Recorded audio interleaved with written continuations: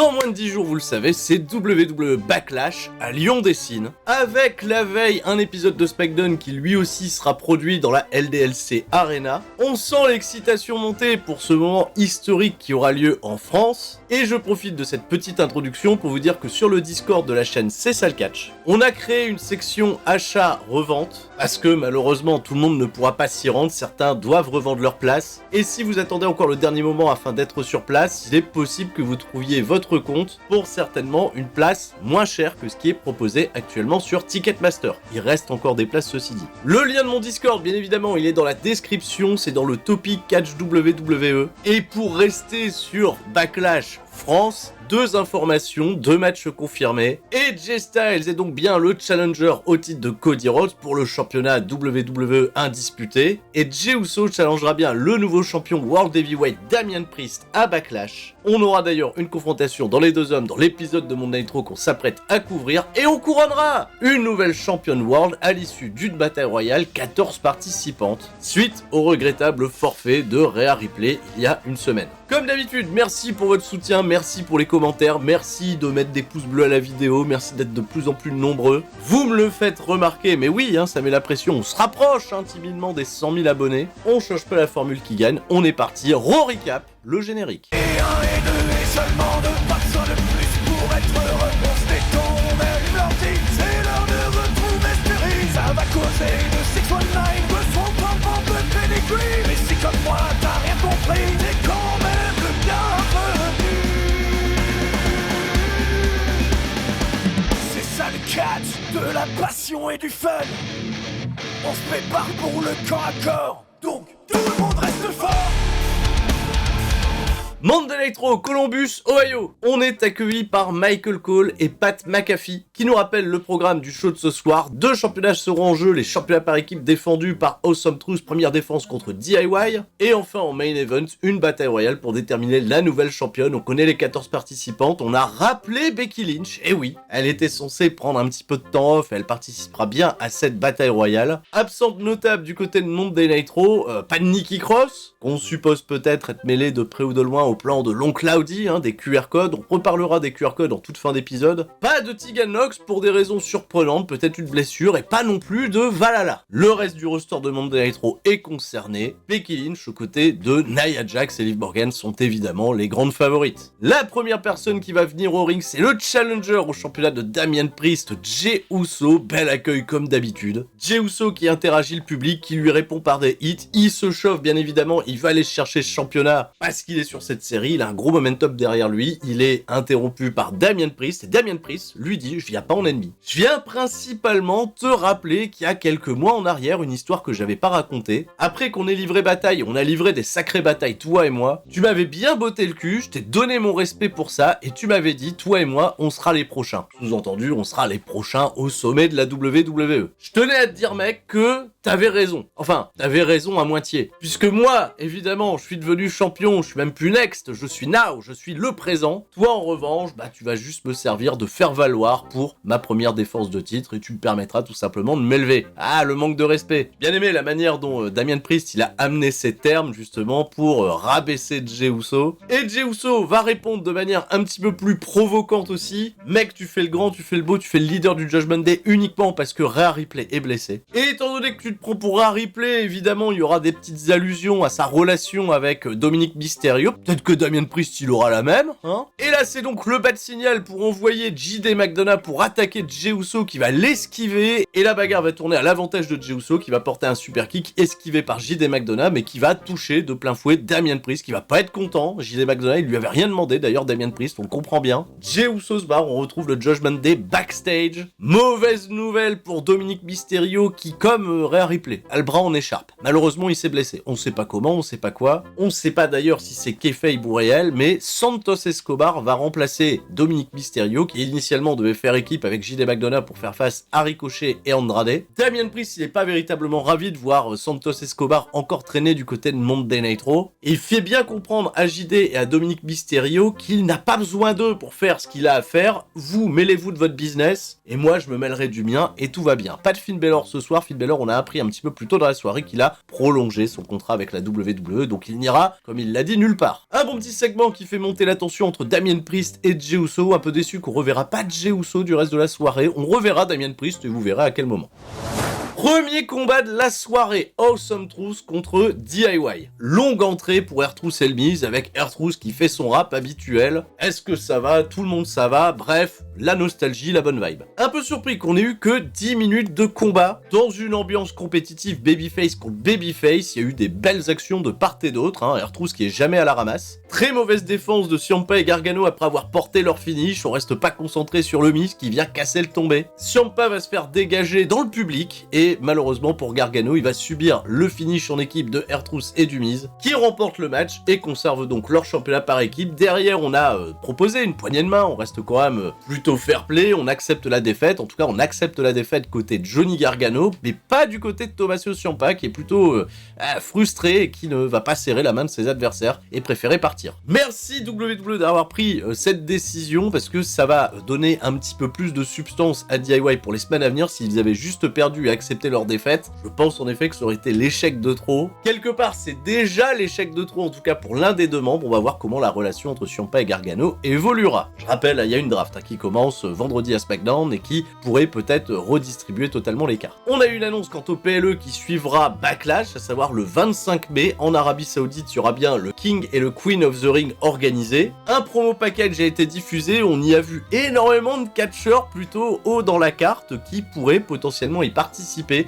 Alors, ça a toujours un peu manqué de prestige les derniers King of the Ring au vu des participants qui sont souvent des mid-carders, upper mid-carders confirmés. Là, on a eu des Owens, des Becky Lynch, des Io Sky, des Liv Morgan, des Randy Orton et aussi le ring général Gunther qui fait son retour ce soir à Monday Night Raw, qui vient au ring accompagné de Imperium. Revoyez les images si vous êtes un peu spoilé sur la suite. On voit le gros souffle de Fabian Aichner, de Giovanni Vinci, parce qu'il va se passer quelque chose. Gunther, il prend le micro pour nous annoncer qu'avoir perdu le championnat intercontinental, il le vit un peu comme une libération. C'était beaucoup de pression pour lui, 666 jours de règne qui restera dans les livres historiques de WWE, à moins que quelqu'un puisse le battre un jour, les records sont faits pour être battus. Il remercie donc Sami Zayn de l'avoir libéré, car désormais il n'est plus le chassé et devient le chasseur et va pouvoir se concentrer vers de tout nouveaux objectifs. Un Gunther plutôt humble qui accepte la défaite, c'est d'ailleurs salué par le public, et son prochain objectif, il le dit lui-même, devenir le King of the Ring le 25 mai en Arabie Saoudite. Avec cet objectif annoncé, il y a peu de chances de ce fait qu'on voit Gunther participer de près ou de loin à Backlash. Je suis un petit peu déçu. Qui dit King of the Ring dit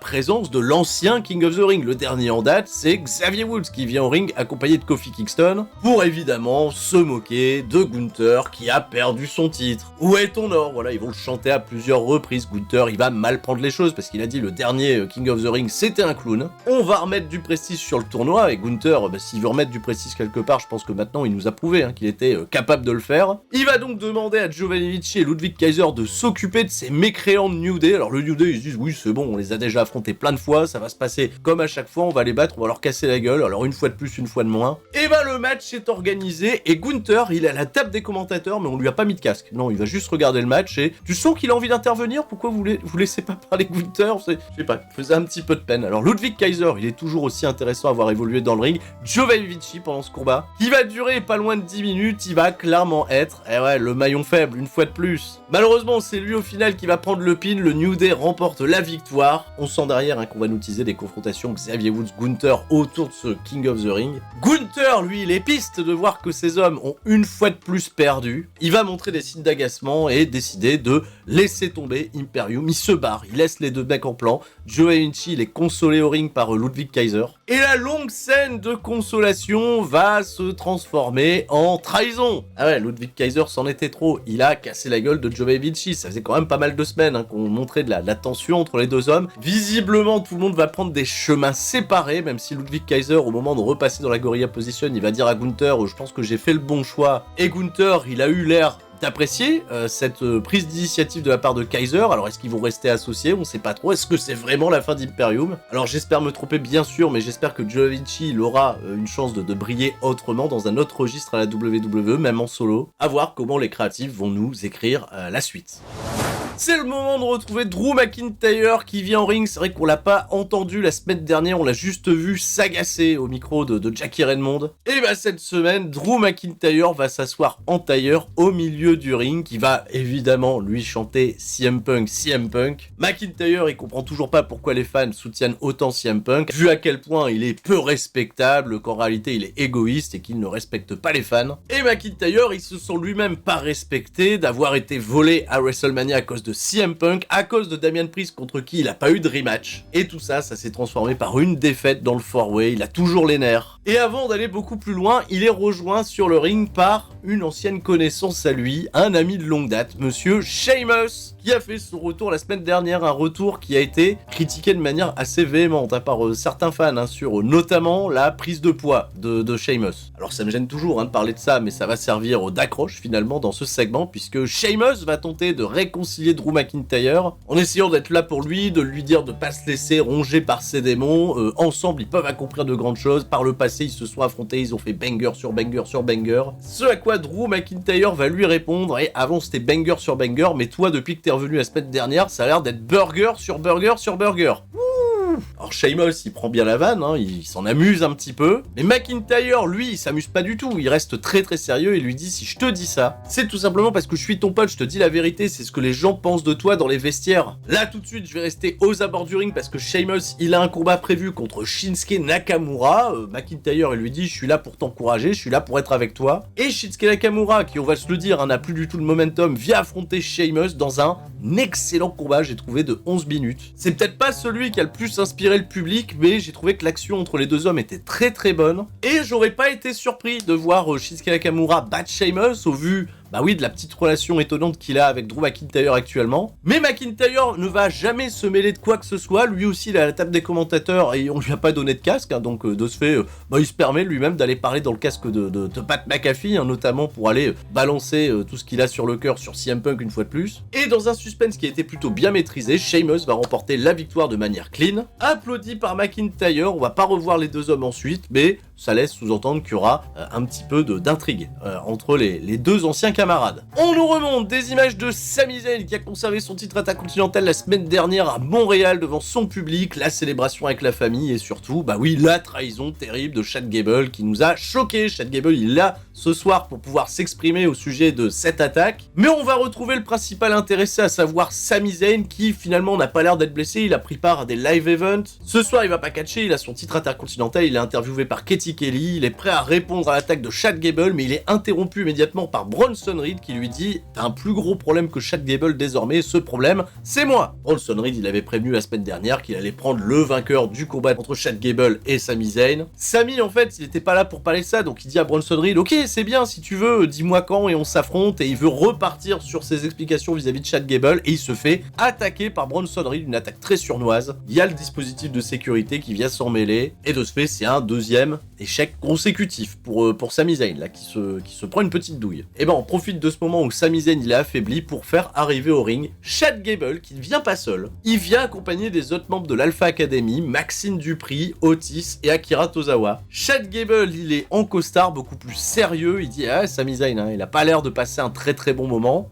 Parlant de mauvais moments, il a mérité tout ce qui lui est arrivé, c'est le karma. Parce que la semaine dernière, à Montréal, déjà il est venu me narguer à la fin du match en exhibant la ceinture, en allant me serrer la main et tout. Je lui ai fait: ok, c'est bon, c'est ton moment, vas-y, c'est très bien. Mais ce qu'il a pas du tout supporté, Chad Gable, c'est que après le match, il a été communié avec sa famille, alors que ce moment, ça aurait dû être le sien. C'est lui qui aurait dû être à WrestleMania. Il a un peu repris le délire de Dolph Ziggler, It Should Be Me. Et de ce fait, il a pris une semaine pour partir en introspection, et désormais, il va faire de sa quête vers le championnat intercontinental sa priorité. Et il va inciter tous les membres de l'Alpha Academy à désormais unir leurs forces en ce même but. Parce que lui, pour l'instant, il a beaucoup donné aux autres, il les a entraînés, mais il s'est totalement oublié là-dessus. Et quand il constate ce qui se passe, Sami Zayn, c'est un naze. Il va dire à Akira Tozawa qu'à part danser, qu'est-ce que t'as appris de mes leçons? Pas grand-chose, tu perds tout le temps, t'es nul. Il lui a pas dit exactement t'es nul, mais ça a été très sous-entendu. C'est pas moi qui l'ai dit, c'est Chad Gable. Akira Tozawa, il est super, commencez pas. Il a dit à Maxine Dupri qu'elle était aussi intelligente qu'une boîte de cailloux. Voilà. Et enfin, son bras droit, son mec depuis si longtemps, Otis, et une immense déception. Et est-ce qu'il a réellement tort? Quand on regarde un peu le parcours d'Otis, on a été de déception en déception à pas mal d'endroits. On se rappelle bien sûr le Money in the Bank qu'on lui a retiré au profit du Miz. Chad Gable, il va donc insister, je veux l'entendre de ta bouche Otis, est-ce que tu vas me soutenir dans ma quête? Et là, il y a tout le monde qui se dit, bah oui, non, on va essayer de faire se rebeller Otis pour pas qu'il suive Chad Gable. Et Otis, il fait, ok, j'accepte, je te suivrai Chad Gable. Et Chad Gable se barre, les membres de l'Alpha Academy, ils se font un câlin parce qu'ils sont un petit peu pipou. Je sais pas s'ils peuvent être séparés au draft ou si ils peuvent être draftés tous ensemble, mais visiblement, Chad Gable va pas être épaulé des frères Creed comme on aurait pu s'y attendre, mais il va y avoir peut-être un turn qui va s'organiser peut-être de manière organique avec tout l'idée du clan de l'Alpha Academy. Je trouve que c'est un très très bon repackaging, quoi qu'il en soit, assez intriguant pour Chad Gable qui va devenir une pièce centrale de l'histoire désormais.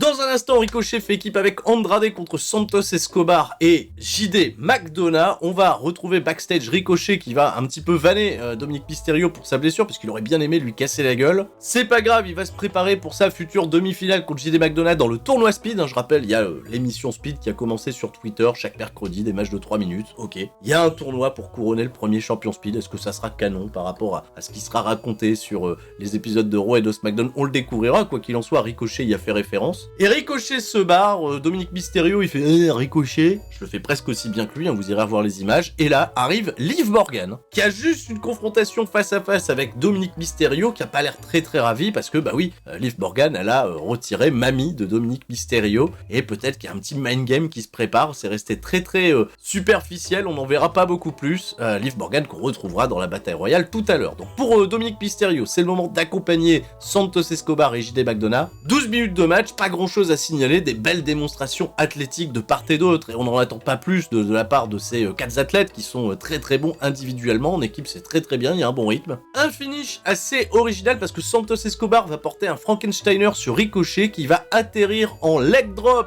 sur JD McDonagh et de ce fait permettre à Andrade de porter son finish sur JD pour remporter la victoire. Célébration des Babyface qui après le match se feront attaquer par Damien Priest, et ouais, le champion du monde. Il est venu régler Andrade et Ricochet en 2-2 et rappeler aux membres du Judgment Day qui étaient présents que si lui a pas besoin d'eux, eux bizarrement ont toujours besoin de lui. L'affirmation toujours un petit peu plus de Damien Priest en tant que leader du clan. Là aussi encore une fois, ça sème pas mal de graines pour la suite. Peut-être que le Judgment Day est sur le point d'exploser cette fois-ci, c'est peut-être certain, et peut-être que la draft va les faire se séparer.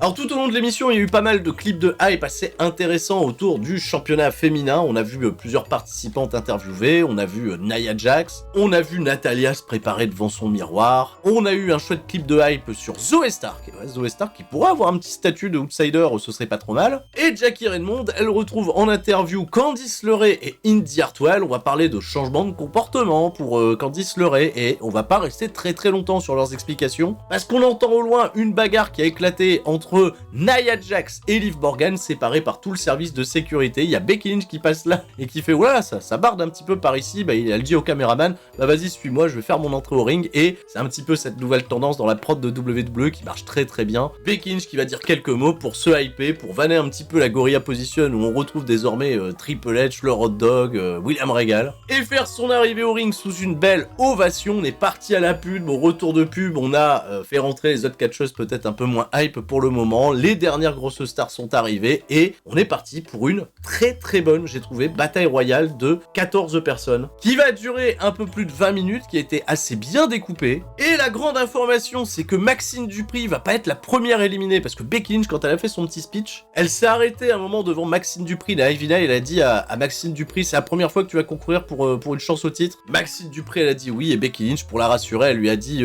fais en sorte de montrer aux gens que ça sera pas la dernière. Ce truc d'encouragement qui était plutôt cool, assez babyface, surtout avec la Maxine Dupri qui se prend pas mal de critiques sur les réseaux, ça c'est plutôt plaisant. Et ben Maxine Dupri, elle va justement être celle qui va éliminer et Candice LeRae et Indy Hartwell. Comme ça, il y a une petite revanche sur les événements des semaines passées, c'est plutôt cool. Nia Jax, elle va profiter de ce petit encouement derrière Maxine Dupri pour éliminer Ivy Nile et avoir une confrontation avec Maxine pour l'éliminer derrière, encore plus de hits, parce que bah oui, Maxine Dupri, elle suscite toujours de bonnes réactions. Shayna Baszler, Zoey Stark, elles ont sorti les anciennes championnes par équipe Katana Chance et Kaiden Carter. Attention, Zoey Stark et Shayna Baszler, c'est quand même deux spécialistes des combats bataille royale, elles ont souvent été dans les dernières éliminées. Piper Niven, qui était plutôt menaçante, va se faire sortir par Becky Lynch, une grosse élimination pour Becky, qui confirme son statut de favorite, mais par contre Piper Niven, ça va pas lui plaire, elle va traîner Becky Lynch à l'extérieur du ring, lui porter une grosse cannonball sur l'escalier d'acier, et Piper Niven derrière, elle va vouloir s'en prendre à Nia Jax, elle aussi elle va la sortir du ring, et ça va terminer en grosse attaque de Nia Jax, et sur Piper et sur Becky Lynch, qui vont passer à travers la table. Elle a dû s'y reprendre à plusieurs fois, et finalement elles seront passées à travers la table après la page de publicité, voilà, pendant la page de publicité.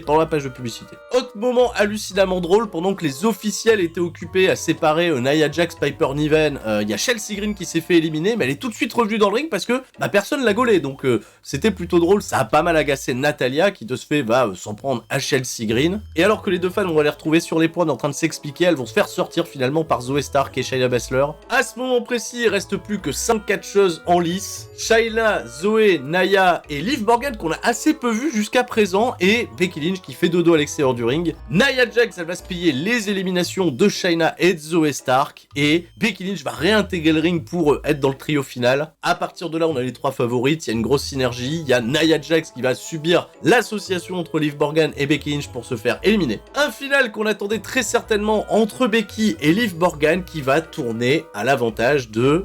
Liv Morgan sur les points, c'est elle qui est peut-être sur le point de sortir Becky Lynch, en tout cas tous les signaux semblent être au vert, et Becky Lynch réussit le petit tour de force pour réussir à la contrer, lui porter un man-handed slam qui n'était pas forcément très beau sur les points, mais suffisant pour l'éliminer. Quoi qu'il en soit, quand elles étaient sur les points, Becky Lynch elle était passée entre la deuxième et la troisième corde, donc même si elle était tombée, je pense que techniquement elle aurait pas été éliminée. Enfin bref, c'est un petit détail. Vous l'aurez compris, Becky Lynch est donc la nouvelle championne World Woman, c'est son 7e sacre à ce plus haut rang. Est-ce que c'est un bon choix? À votre avis, je vais pas me prononcer maintenant, on va voir comment la suite va être écrite, est-ce qu'elle sera présente à Backlash? On sent que Liv Morgan, ça va l'agacer encore un peu plus, on sent que Nia Jax risque d'être assez revancharde là-dessus, et comme je le rappelle, à partir de vendredi, il y a une draft qui va redistribuer toutes les cartes, alors il est pas interdit de se dire que Becky Lynch, elle sera peut-être opposée à d'autres catcheuses qui sont du côté de SmackDown par la suite. Je me dis qu'un Becky Lynch, par exemple, contre Io Sky pourrait être une affiche assez intéressante. Moment de communion donc pour terminer cet épisode de Monday Night Raw, et c'est le moment de parler du QR code.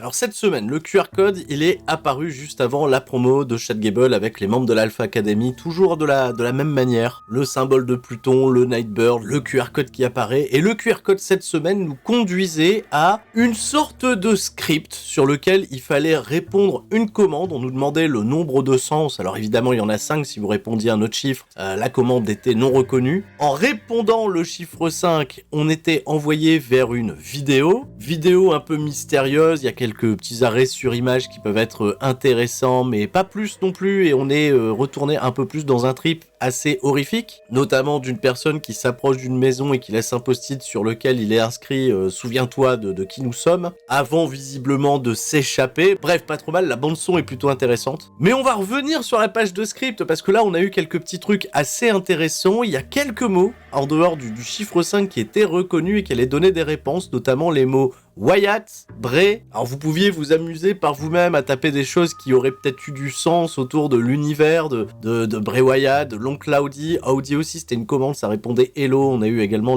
le mot Beau, voilà, le prénom de Beau Dallas. Lui, il a vu, il est au courant. Il y avait aussi ce truc intéressant, tapant un point d'interrogation, s'affichait le mot Penta. Alors je pense que ça n'a aucun lien avec Pentagon Junior qui est du côté de la Elite Wrestling. Penta, c'est le chiffre 5. On pense à 5 personnes qui accompagneraient Beau Dallas s'il incarne bien l'oncle Audi pour la représentation de la Wyatt Six, 5 plus 1, 6. Alors après, si vous êtes curieux sur les mots, je pense qu'on va rien découvrir de plus qui a déjà été annoncé sur internet, puisque, on pouvait aller dans le code source de la page et afficher le script, et dans le code source de la page sur le script, on pouvait voir tous les mots qui avaient des déclencheurs avec des réponses programmées. J'ai pas eu le sentiment que ça fasse beaucoup plus progresser l'enquête sur une durée potentielle d'arrivée du personnage de l'oncle Audi ou d'autres choses. Juste un petit jeu pour patienter, un côté un peu plus énigmatique, des silhouettes qui peuvent rappeler Sister Abigail, Alexa Bliss, on sait pas trop. Comme d'habitude, on poursuivra l'enquête pour les prochains épisodes, SmackDown Hero la semaine prochaine, je le rappelle, la draft, et je vais rester dans ma petite lumière bleue justement pour vous dire à toutes et à tous de passer une excellente soirée. Merci encore. C'en est tout pour ce Raw Recap, je vous dis à la prochaine, c'était Sturi, tout le monde reste fort, et avant de partir, j'ai également sorti sur la corde à linge la grosse VOD de ma review de l'Elite Wrestling Dynasty avec ce match Will Ospreay Bryan Danielson qui fait beaucoup parler. Je vous ai donné mon analyse complète sur le combat. Merci de votre soutien, le lien est dans la description pour la chaîne secondaire. je vous fais des gros bisous et je vous dis à la prochaine. Ciao, bye bye.